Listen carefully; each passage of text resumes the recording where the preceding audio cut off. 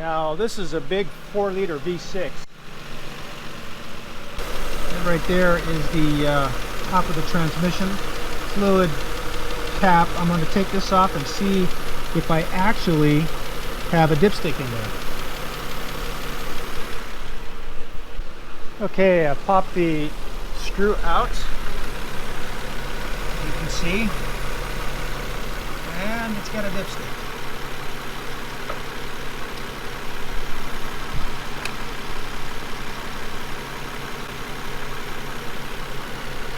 Okay, I don't know if you can see, but the fluid is above the cross hatching, so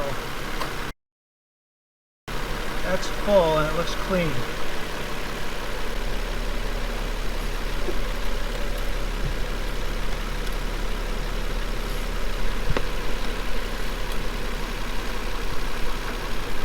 I'll put that screw back in there and it'll be all good.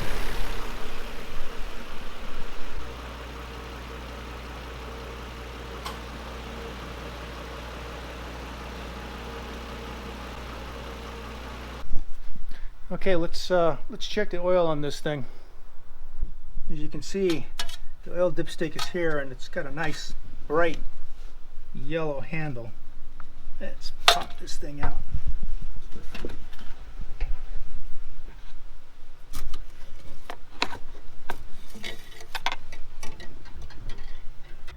Okay, you can see it's about half a quart low.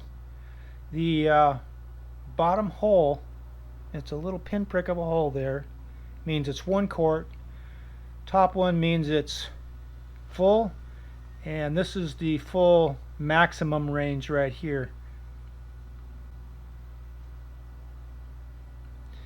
I got to put a little oil in there.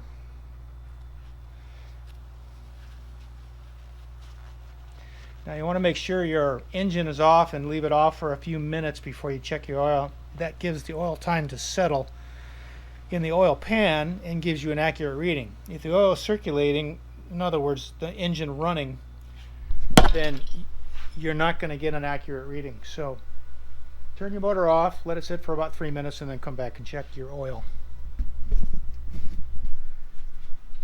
Okay, on your Nissan you got a little tag on your Frontier. This gives you engine oil viscosity SAE 5 weight 30. Gasoline fuel, OBD 2, air conditioning tag.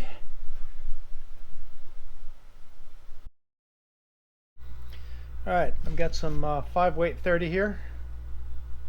This is where you want to put it in. This little cap here, it's got a symbol of an oil can.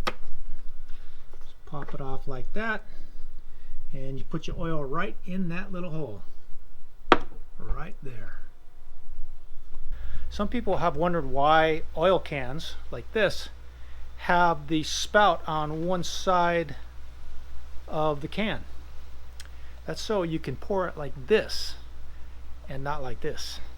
I'll show you.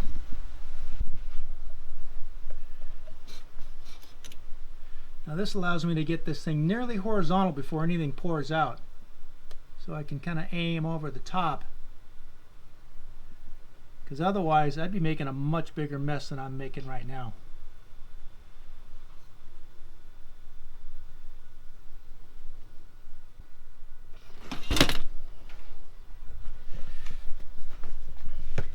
And you get this handy little window here.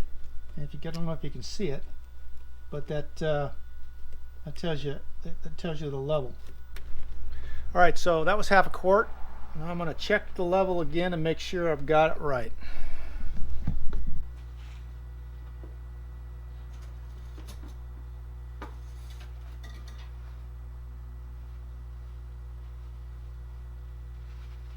Okay, so that's nearly to the top. I'd rather have just a little bit under than too much. I'm going to put this cap back on. You can see it's got screw type threads.